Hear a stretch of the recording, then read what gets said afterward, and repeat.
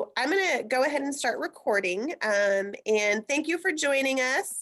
We've got a nice group of people that were available here. I'm looking through the list, and we've also got iPad 8 is Dorothy Hyatt from Parents as Teachers. She's incognito today, just so you guys know. And then Carol Vodder is joining us from Gardner PAT. And we had invited the PAT coordinators, so I'm happy to have a couple of them join us. I know Fridays are a little tricky. But we wanted to meet today to debrief about the information that Dr. Bryson had shared next week or last week. And then we're going to use some breakout rooms too with facilitators to go into some of the information, particularly about the 4 S's, a little bit more in depth. So Stacy Pate is actually going to kick us off with the intro. So I'm going to pass everything to her and we'll go from there. I'm excited about that. Oh, no, you didn't know that? No, that's fine. Oh. Yeah, so we're gonna kind of focus on the 4 S's for today. And there is a nice refrigerator sheet that you can download or find somewhere that kind of has them all listed there. But we're gonna kind of break up into groups and talk about all 4 of them. And the first one is safe. And the definition they have of this is parents have 2 primary jobs, and one of them is to keep their kids safe, and the other one is to make them feel safe. And that includes things like protecting them from harm and avoiding becoming a source of fear and threat. And they have a little tiny list of strategies that promote feeling safe. So first, do no harm. Make a commitment that you won't be the source of fear in your home. And second, repair, it says. And when there's a breach in your relationship, then reconnect as soon as possible and apologize and repair the relationship if you can. And then help your kids feel snug in a safe harbor. So create within your home an overall feeling and environment of safety and well-being. So that is the first idea that we're going to talk about in our little breakout groups. And we're going to talk about number 1, how do we share with families what safe means? And number 2, when or how do we apply this with families? So we want to, just start thinking about these ideas with each other and talking about it and using the language with each other, so we can start to also use this kind of language with families too. How's that sound? Sounds great. Sounds great.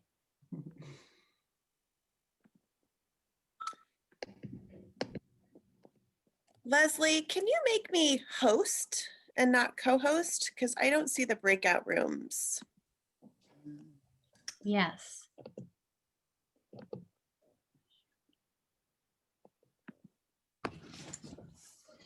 One other thing I could say as we're doing this, getting our breakout rooms, is in the book, they really explain how the first 3 S's lead to the 4th S of secure. So safe, seen, and soothed, kind of put together, lead to the 4th one of being secure.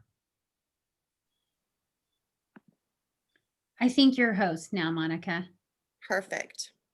Okay, I've got the rooms created. And so what I'm going to do is I'm going to assign you guys to a room, but we want to have kind of one facilitator from our infant mental health team in each room. So I may be shifting around a little bit, but I'm going to go ahead and send you guys to your rooms, and then I'll make any changes on my end.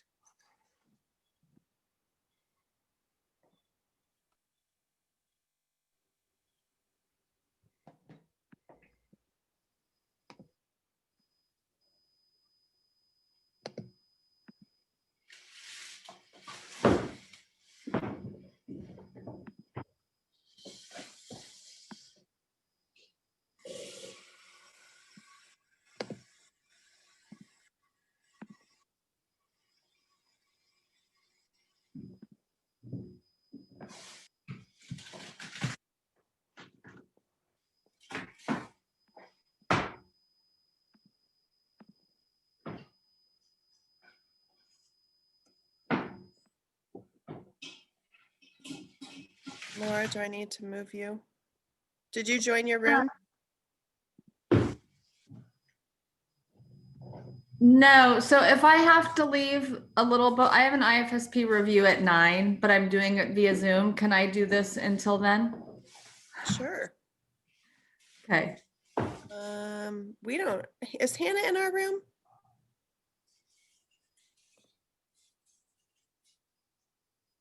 Do I have to do something to move me on my own?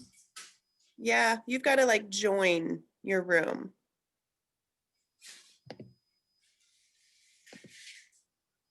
It's not prompting me to do that. Will it tell me to join my room? I sh- Oh, Well, wait, I found it. okay, cool. Same with Angel. You've got to join room 1, Angel.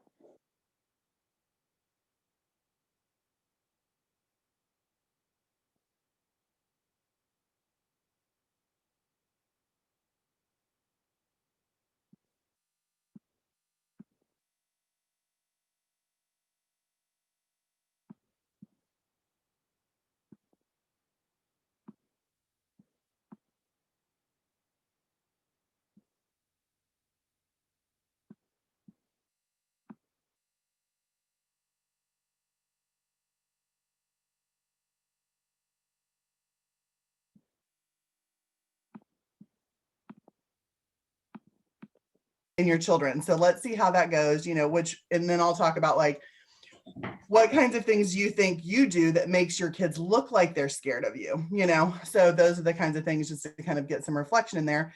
And then they'll say, well, we yell and we spank them and we, do all these things.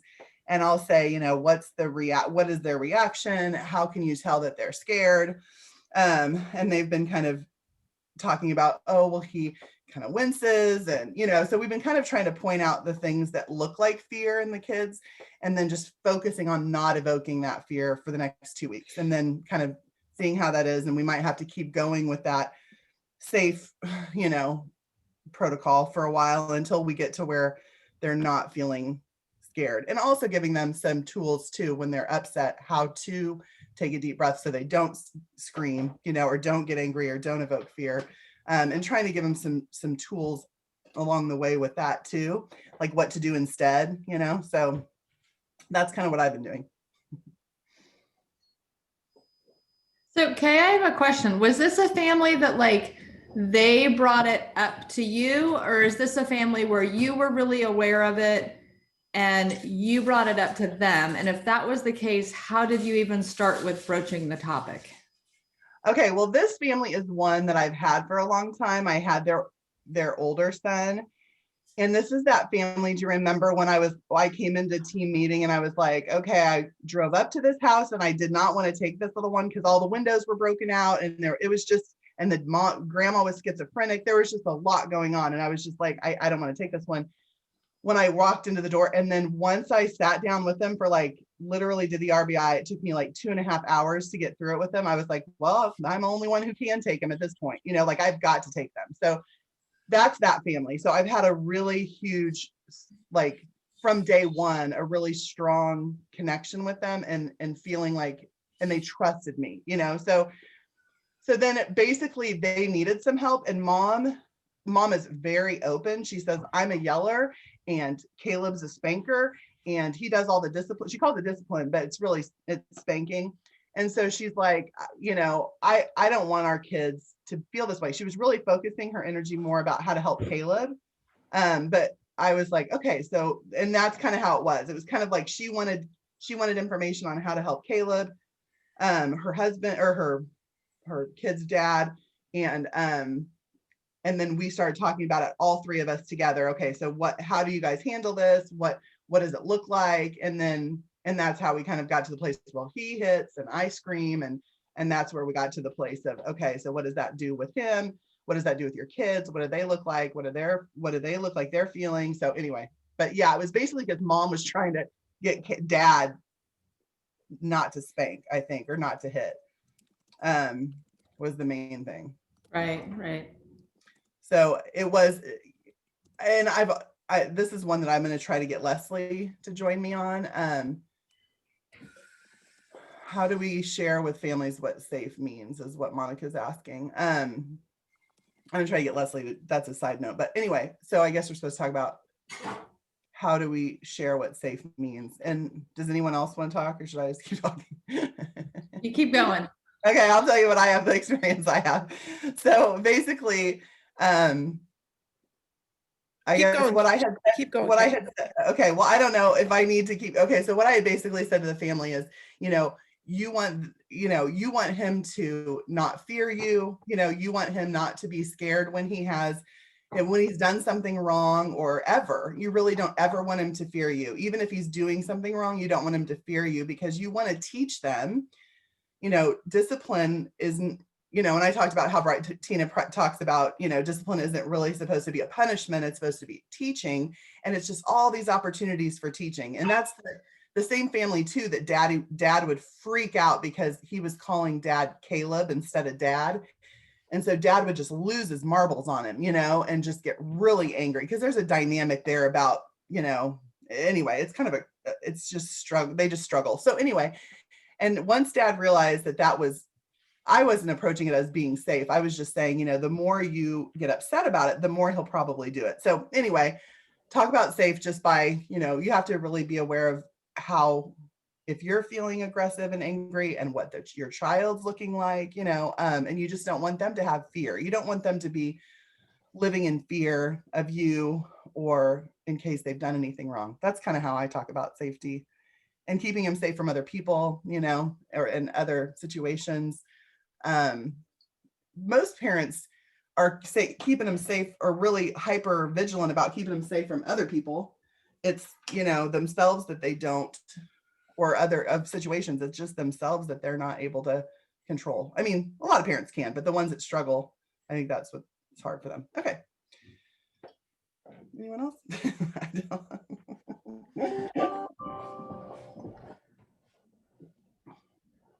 Has anyone else done any talking about this yet in their families, or with their families?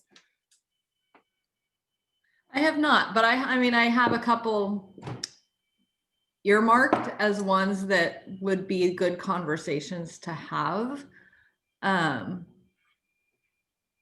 But I would say none of them, like, it would definitely be me bringing it up to them versus it being something that they're kind of bringing up to you. Yeah, which seems a little harder. Yeah, that is harder. I almost would say, yeah, it's hard if they're not asking for your help in that department. I mean, do they, I would say focusing on them, like, it seems like he's really frustrating you, or trying to focus on, like, if you're seeing them yell and get upset, kind of focusing on that, trying to help them feel less frustrated by their child, and then kind of go backwards from there and talk about safety, and maybe they're not feeling safe. I don't know. Anyone have any ways that they would bring it up to a family who's not ever even mentioned? I mean, you could also easily say, hey, I wanted to share with you, I just went to this awesome training and it's made me really think about some things. Are you open to me sharing this with you? Or would you like to talk about some of the things I learned? It's kind of made me shift, and maybe it hasn't, but maybe it has made you shift the way you think about behavior or, discipline. Because I think you can focus on the child first. Right. And talk about the why, okay, so let's figure out and really get them thinking about the why are they doing this behavior. And then if you can teach them the why behind the behavior, then you can start to see, the patterns, or help the family kind of see the patterns and why the child's doing that behavior, and what could maybe help to make it better. And say, I think the discipline is supposed to be teaching and not punishing, is probably about the most important aspect, because everybody generally goes to punishment. Go stand in the corner, time out, go to your room. I'm not talking to you till you calm down. You can't have this because you did that. Like, all of that, so punishment based. And I think that's the shift that's really hard to do, and trying to focus on, like, the why behind the behavior. I think that's probably where I would start, is trying to get her to see why the behavior is that way. I wonder if you could even, kind of start with, well, how were you raised? Like, did you feel safe whenever you That's a good idea. Uh-huh.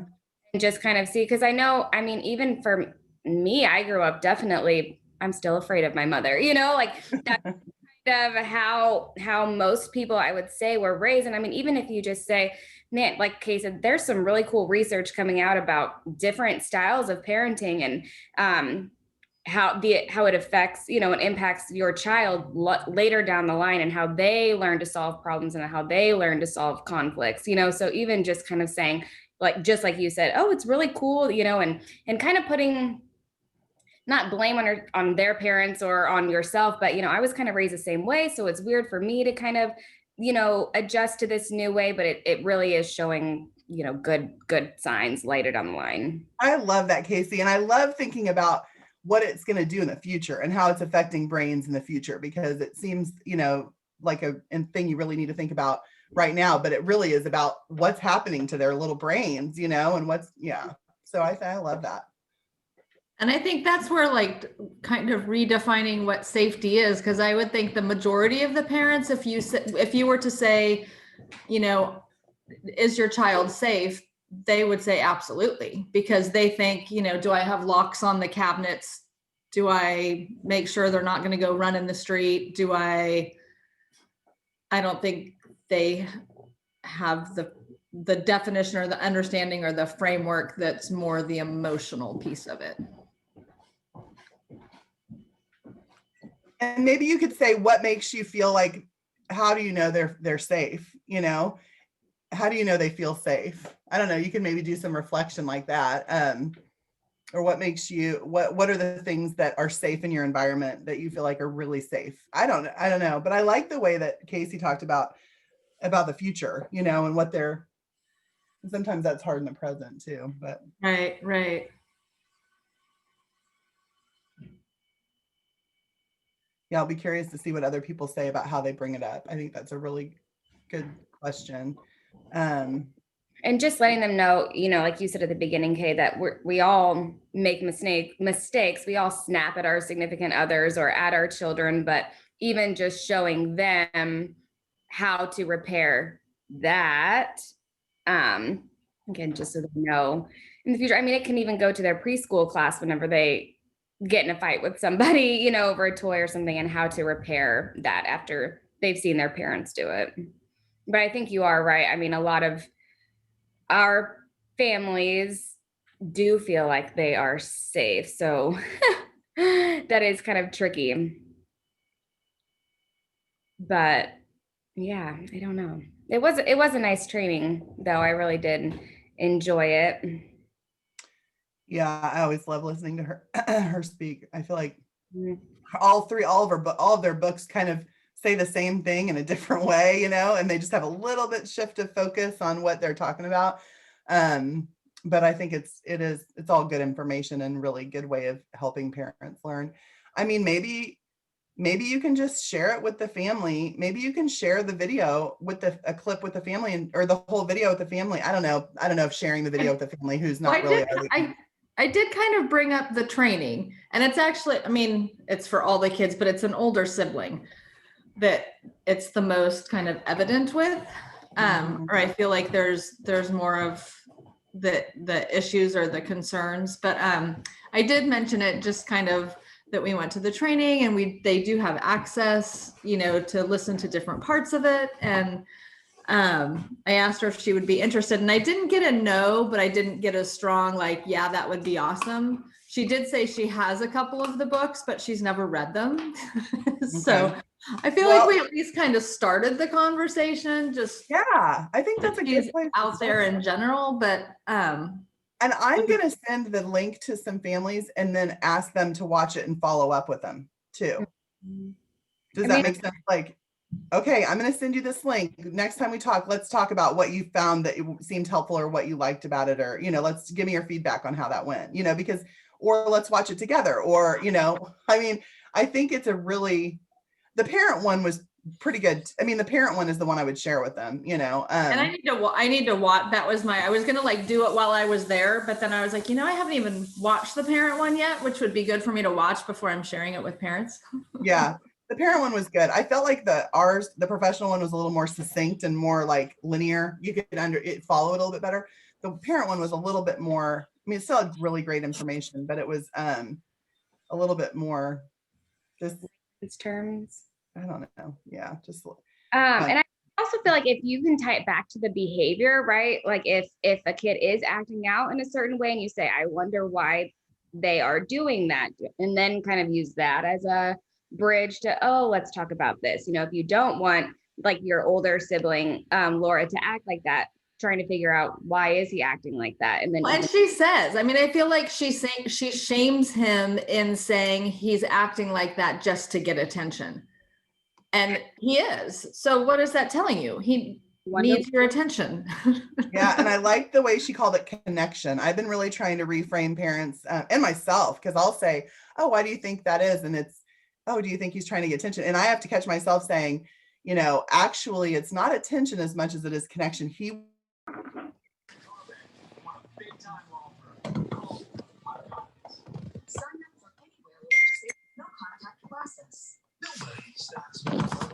All right, I think everybody's back. Hannah, were you going to take the next section? Yep, that's me. Okay. Okay, so yeah, just kind of introducing that next one, scene. You know, she breaks it down in this little handout, which I feel like is super helpful, but really the 3 steps is attuning, you know, understanding, and then responding. And what I kind of liked as I dug deeper into this part and of, you know, kind of what she truly means by scene, I feel like kind of circling back to that number 2 in this is really important, of coming to understand the child's inner life. I kind of just jotted down some things that I read in her other writing, but she talked about kind of, you know, trying to avoid viewing our children through, like, you know, the parents viewing their children through their own desires, fears, interests, and really making sure that we're viewing the children for like their own personalities, their own passions, their own behaviors.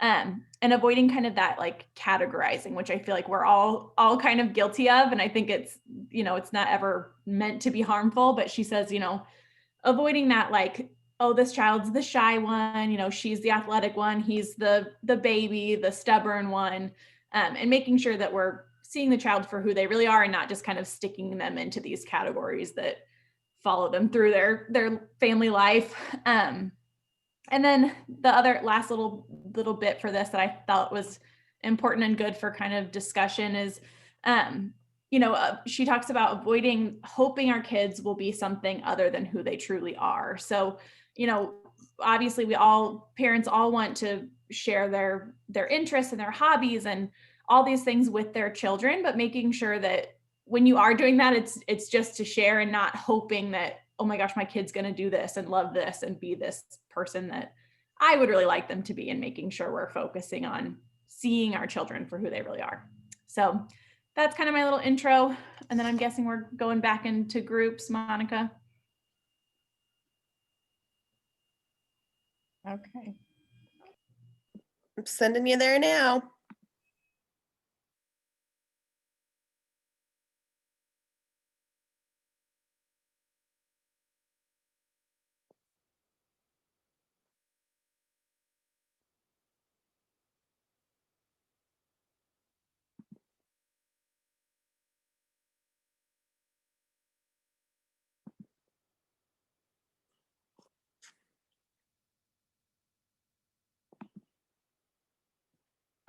You guys. Hi, Elise. Elise and I were just in the last breakout room together, so I've already said good morning to her. Same with Judy and I. Hi, So Monica. yes. Hello. What do you guys, how are you feeling about talking about scene? I thought Hannah, those are some really great points that Hannah made. But how do we, you know, how do you bring that up with parents, or where would that be apply in some of the things that we're doing with families? I think right away, like with families that often have kids pretty close together, I feel like it's more often with same siblings. They bring up the comparison a lot. Well, they did this, or this one always was this verbal one, or this. So I feel like that would be a really great place to bring that up. And I feel like even using the refrigerator sheet, I think I'm going to probably use that refrigerator sheet. I don't know if I'll do November or if I'll do January. I won't do December. But even for families, discussing it there and talking about, I love like her point of not labeling as the math one or the one that's good at reading or the athletic one, and talking about it there with them. You know, I think it's funny, this ties right into the Hannah training I'm in right now, because the focus is getting kids to talk, but the strategy we're most talking about right now is watching and waiting and observing. And so being able to observe them in their play and then letting that giving you enlightenment to your kiddo. So it would be nice to kind of tie some of this in about what are you seeing or observing with your kiddo, not just with result to language or how they play, but they're very curious in how, or what are the things you're noting about them. So it's nice that it can be complementary to what we also know as best practice in other ways.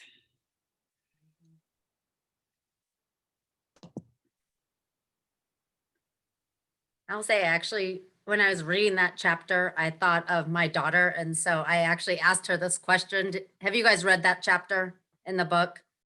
No. Okay. She talks about like, what's your child going to be in counseling when they're 40 years old? What are they going to be telling a counselor? Like, well, my mom didn't understand, or my mom always compared me to my older sister, and I have two girls that are very close in age together. So I just asked that to my youngest, like not in that exact way, but Lauren, I want you to take the next week and think about like, what's something you don't think I understand, or what's something that you wish I understood better about you.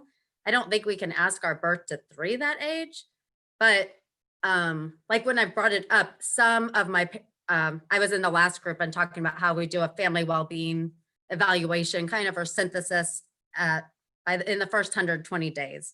And when I did that, it was amazing how many parents brought up how they were parented. And so that kind of scene, like, okay, from how you were parenting, how are you seeing your child different? Or how do you want to see your child different?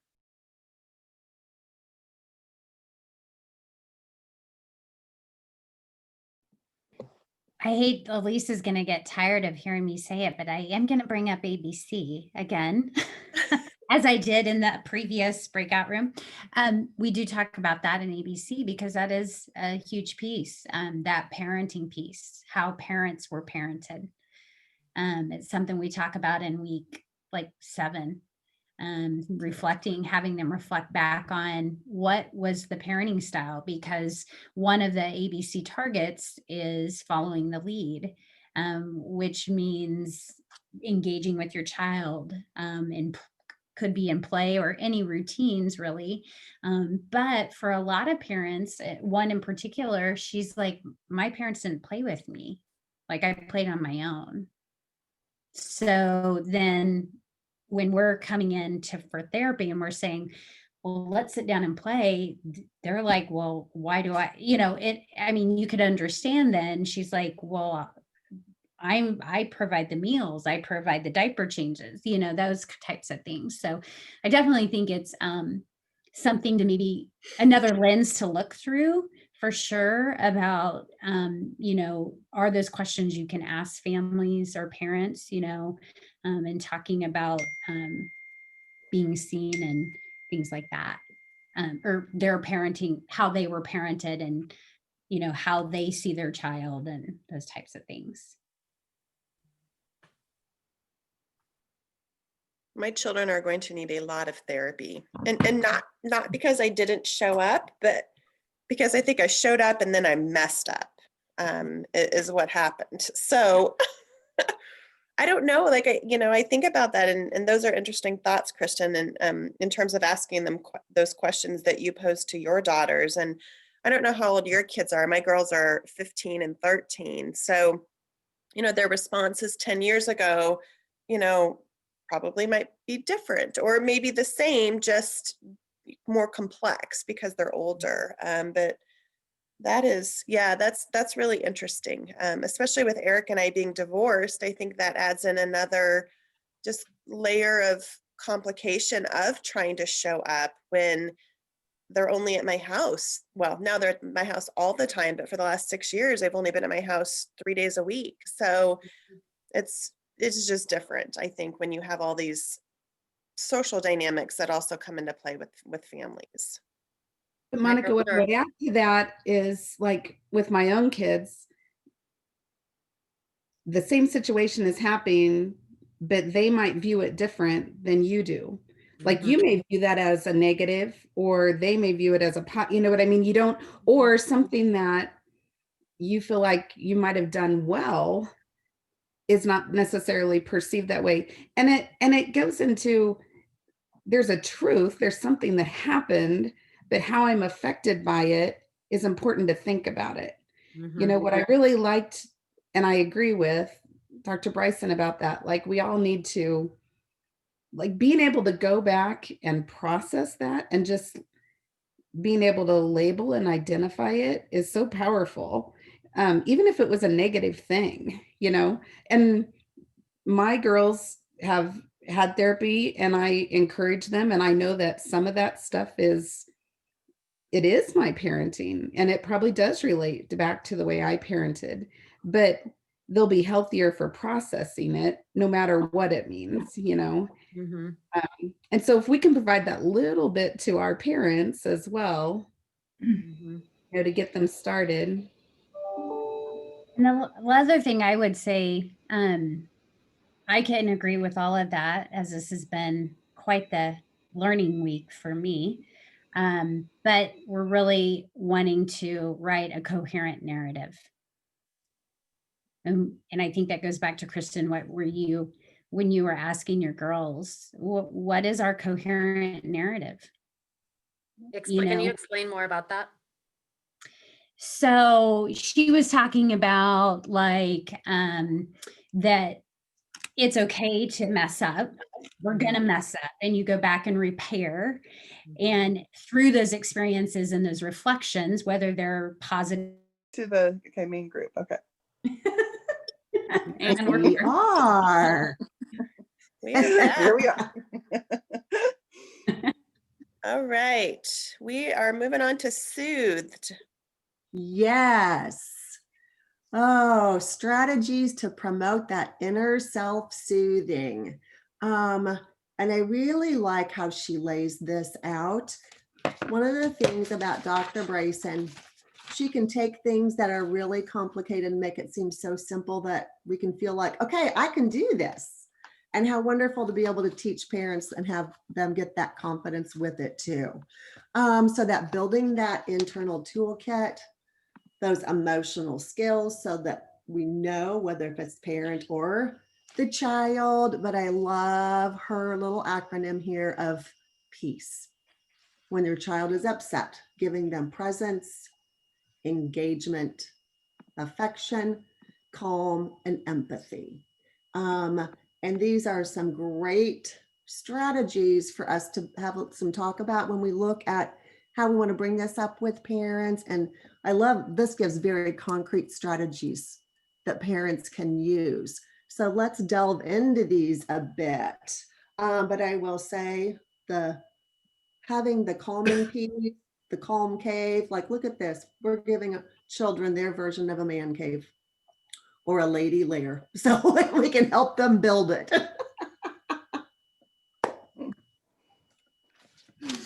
Oh, so let's talk about, I know we need to look at how we share this with families and when we apply it. The she shed, that's right. Thank you, Megan. Okay, I'm going to send everybody back.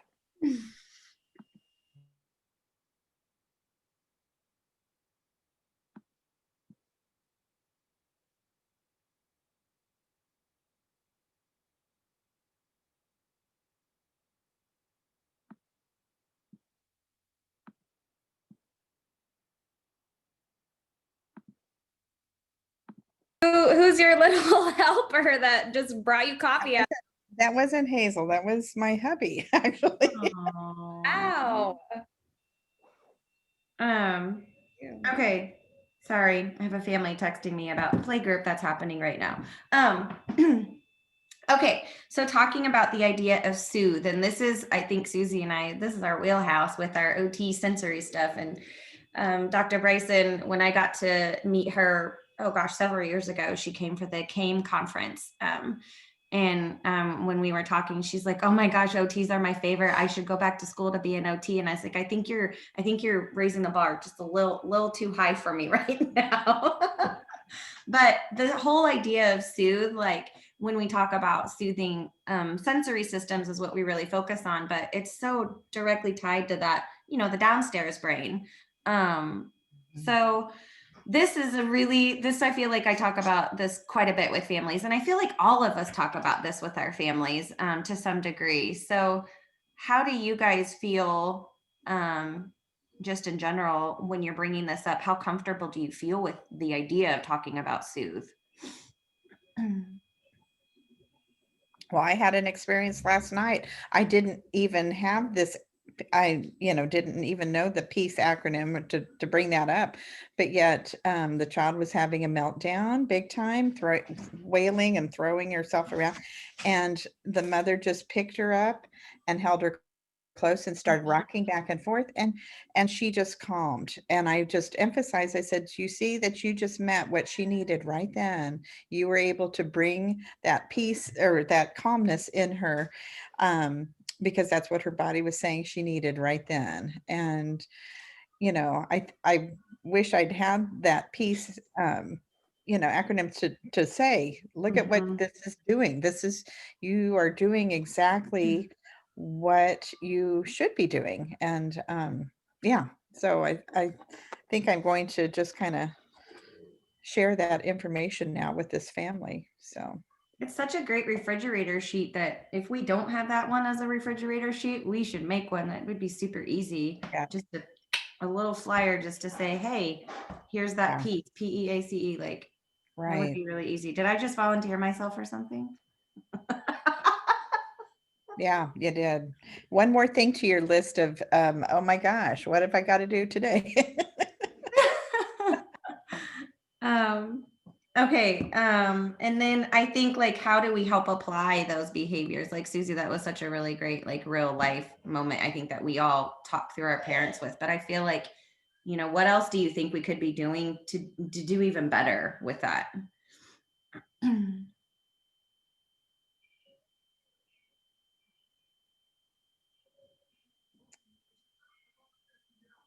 So I'm thinking for us, what's the C? I'm presence, engagement, affection. What's the C?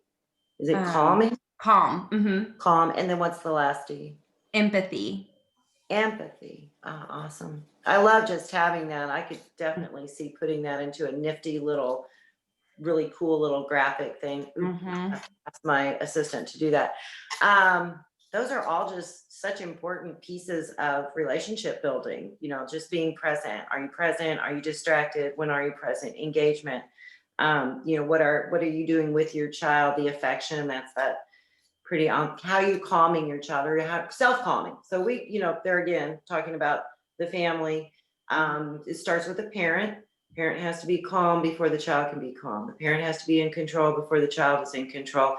You guys probably use it too. We use that analogy of, the oxygen mask. Got to put yours on first before you tend to your child. So I've always used that a lot with families. So if you haven't taken care of yourself, how are you going to take care of your child? What we sometimes see is parents can't take care of themselves because there's so many things going on. But then you have to point out that, your child's not going to wait. Your child's not going to wait for you to get this together. So how are we going to get this together so that you can do that together? And then, of course, the calming piece, just figuring out how to calm your child, and the empathy piece. Well, that's just, if we don't have empathy, if we're not helping build that in our children, then we're just missing, I think, one of the most important things we can build in a child is that sense of empathy. And kids come naturally with it too, but it also has to be built. And nurtured. All right. Last but not least is secure. Okay, so we're just gonna kind of wrap things up. We could go on and talk about a lot of this stuff, I think, for a lot longer than what we're doing today, but it really was just, we wanted to make sure that we met when it was still fresh in our minds, really continuing to keep practicing it as professionals, as in our personal lives, so that we can really try to develop that secure, the fourth S. And so the foundation, it reminds me of the hierarchy of like when we have to meet each thing to be able to be like our best self at the top. And I feel like the secure is what we're all striving for. And so it takes a lot of that foundational work with safe, seen, and soothed.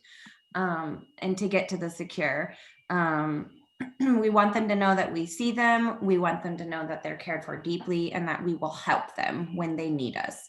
And that translates into, as they grow older and are in situations where they're not with their caregiver, they know that they have these strategies and these coping things to build resilience.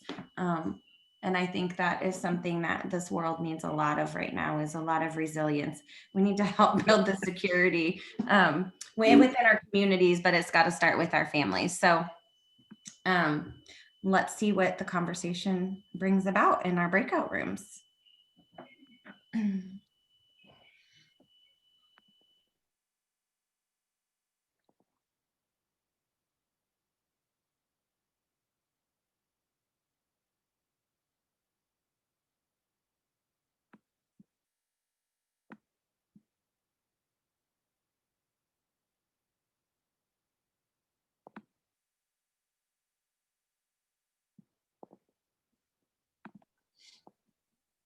Hi, Monica.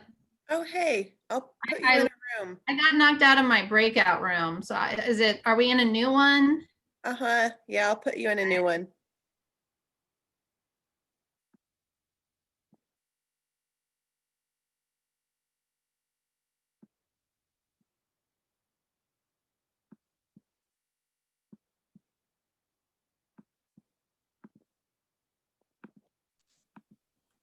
I'm sorry, what was the question, Stacy?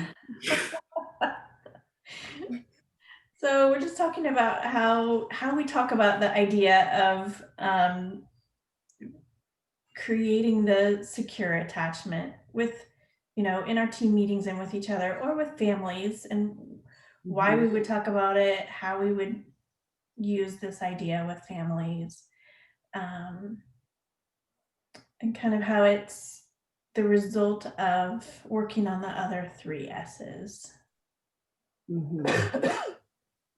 So I brought this up in one of my groups, but earlier this week I had a mom tell me that she was feeling like she wasn't a very good mom, and like she felt like she was damaging her kids, and anyways, how they were going to turn out. So I brought up the S's, just to her, and we just talked briefly about them, but I feel like just kind of talking about all of them can, you can tie in that attachment piece and the security piece, and I don't know where I was going with my thought here, but I don't know. That's just what I tried to do earlier, just to try to make her feel a little bit better of like, look, these are the kind of things where, that we want to provide for our kids. And by doing that, you are being a good mom. And I just tried to give her a few little examples, of what she was doing in each of those areas. Sorry, I'm having a really foggy day. I'm with you.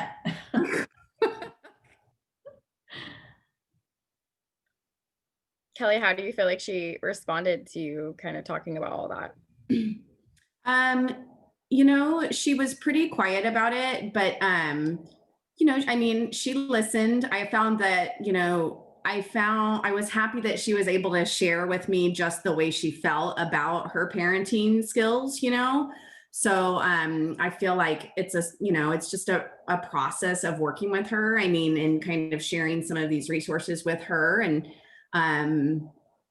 she didn't say anything negative, and she, I just shared, like some podcasts with her about, with Tina Payne Bryson, and I sent her the link, and I don't know if that answers your question, but she was open to it. I just share the information, and what they choose to do with it, I'm like, I feel like talking about secure attachment is really a hard thing to do because it's such a personal thing, and it's kind of such a hot button thing to think about for yourself or to think about with another family.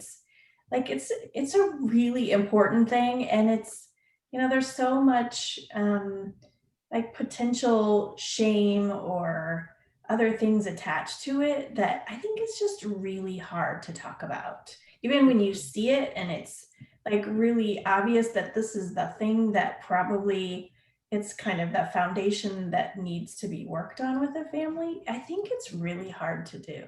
I agree with you. Especially when parents don't feel secure in where they are themselves. It's hard to make your child feel safe and secure if you don't.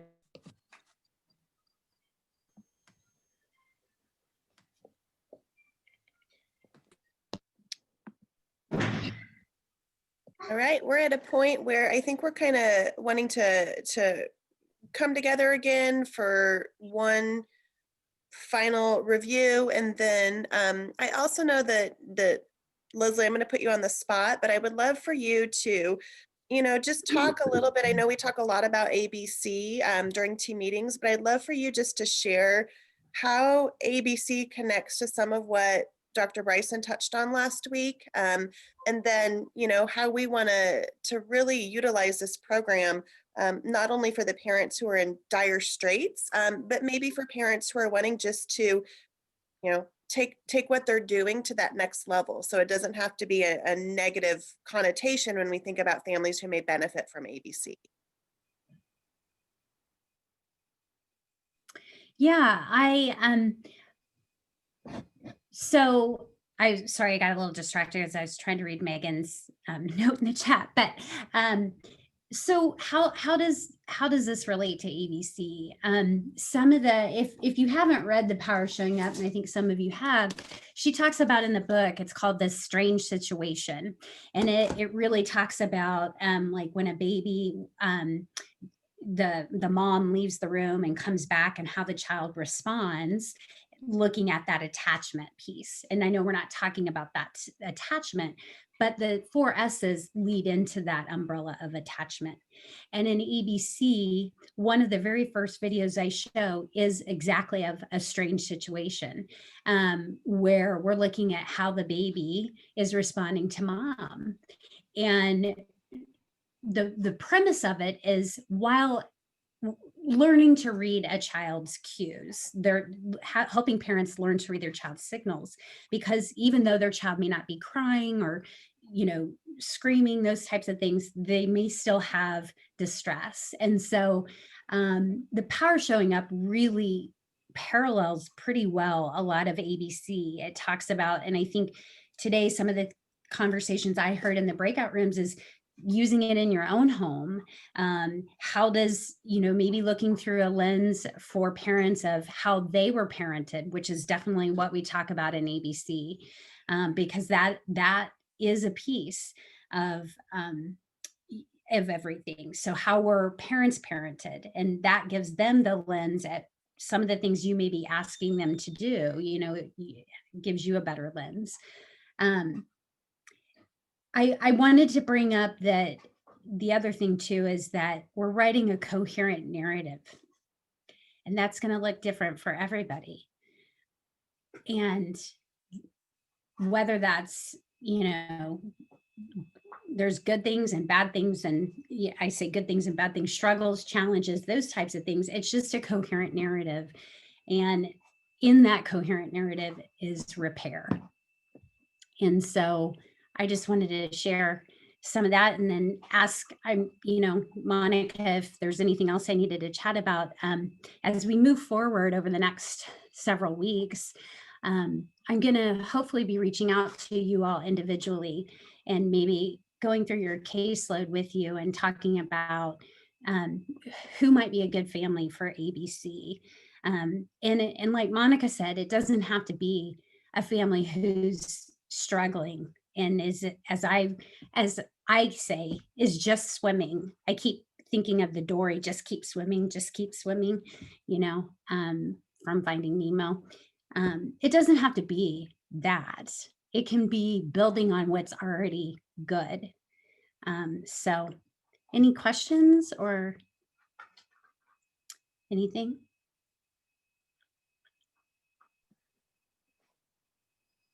Hey, Leslie, this is Monica. I just wanted to say, you know, thanks again for the time that you spent. You know, I know it was a year-long process for you to go through the training and certification. And truth be told, we don't have daily access to Dr. Bryson, and nor will we ever be able to have that. You know, we have the opportunity to bring her back for a training, but, you know, thinking about the resources that we have on hand right now and what we can do, not only as an agency, but as a community to really change the outcomes for families, I think is so important. So again, thank you for all the time and energy it took to get that information out. And then thank you for being willing to, you know, again, go above and beyond your role as an early interventionist to connect and do what you can, not only for the team, obviously we, you know, parents as teachers are our community stakeholders, but also ultimately for the families and the children. So I appreciate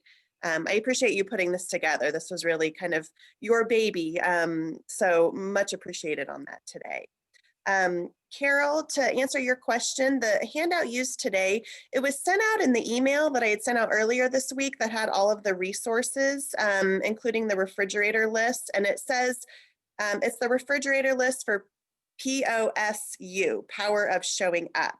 The refrigerator list for YB is Yes Brain. WB is Whole Brain Child. Yeah. So if you look at that email again, you should have access to all of those refrigerator lists. And that was the one that I had popped up from today. I think it's the prettiest, truthfully. The other ones are a little bit more simple, black and white type, no graphics. But if you can't find it, shoot me an email, Carol, and I'll get it to you too. Thank you, iPad 8. It was fantastic to see you. And, you know, again, for Carol and Dorothy who joined us, you know, if you would like Leslie to reach out to you guys also just to kind of talk a little bit more about what this could look like for families receiving PAT that are not an infant toddler, let's make that happen too, because we want to support as many people as we can touch. Megan, I'll check and see if there is a handout for peace already. And if so, I will find it and get it to you. I don't know the answer to that, but I will reach out to Dr. Bryson's manager and see what she's got on her end. And then I did type in here earlier a big list of resources and authors that Dr. Bryson had mentioned during her training. I didn't get this in the email I sent out earlier just because I felt like it was more imperative to get those links and handouts out to people because they were really wanting to follow up very immediately. But I'll send these out to those of us who are on here today, and then you know, we can just keep talking about these also. So reach out, let me know if you have any questions, reach out to Leslie too. Thank you so much for everybody for joining us this morning. Yes, yeah, I mean, have your people call our people. Yeah. I just want to say too, I think Stacy, Hannah, everybody on Infant Mental Health, Megan and Teresa, that stay tuned, everybody that's here today, because we'd like to have another debrief and diving a little bit more into attachments. Yeah, which that's might great. give us a very good lens on talking about those different attachments and give us some more lenses to look through, but also interpretations. So stay tuned because we will meet again. Great. Thank you so much. Bye-bye. Thank you, guys.